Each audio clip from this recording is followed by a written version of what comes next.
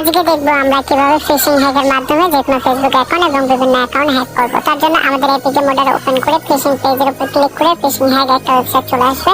এখানে এসে উপরে দেখবে যে তোমাদের একটা ইউজার নেম এবং পাসওয়ার্ড দিতে বলবে। এখানে সাইন আপ করে নেবে। ওকে, সাইন আপ করা ইজি প্রসেস, এটা সবাই করতে পারবা তোমরা। সাইন আপ করার পরে তোমাদের ইউজার নেম এবং পাসওয়ার্ডটা দিয়ে সাইন আপ করে নেবে। সাইন আপ করার পর পাশে দেখবে বিভিন্ন লোগো, ফ্রি ফায়ার, তারপর ফেসবুক, বিভিন্ন অ্যাকাউন্ট আছে এবং পর্নোগ্রাফি অ্যাড আরো বিভিন্ন সাইটের লিঙ্ক আছে।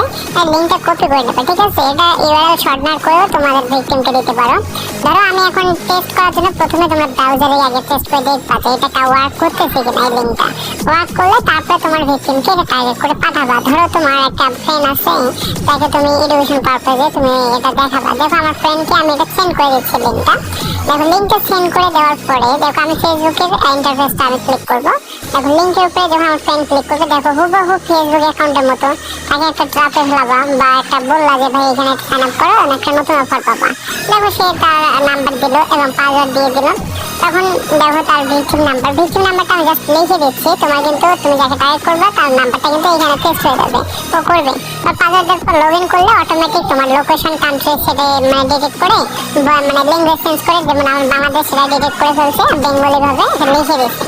দেখো এখান থেকে উল্টাপাল্টা টেপাটেপি করে, বাট তুমি কিন্তু মেইন জিনিস পেয়ে গেছো, পাসওয়ার্ড এবং ইউজার নেম পেয়ে গেছো বা নাম্বার পেয়ে গেছো বা ইমেল। আর তুমি তোমার ওকে আমাদের এপিকে মোডের অ্যাপে চলে আসবা, এই সাইডে ঢুকবা, তারপরে দেখো মাই ভিকটিম, ওইখানে দেখো আমি মার্ক করে দিচ্ছি মাই ভিকটিম লেখা আছে, ওইখানে ক্লিক করবা। ওকে, ওইখানে ক্লিক করার পর একটু লোড নেবে, একটু ওয়েট করবা।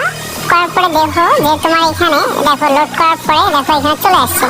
দেখো আমার এখানে দেখো ভিকটিম নাম্বার আর ইমেল লিখছিলাম, তারপর 1 2 3 4 5 6 পাসওয়ার্ড লিখছিলাম, ওটা চলে আসছে এবং আইপি অ্যাড্রেস সহ চলে আসছে। বুঝছো, আইপি অ্যাড্রেসে তুমি আইপি ফাইন করতে পারবা। আমি এটা পরবর্তী আপডেটে এপিকে মোডারে সবকিছু অ্যাড করে দেবো।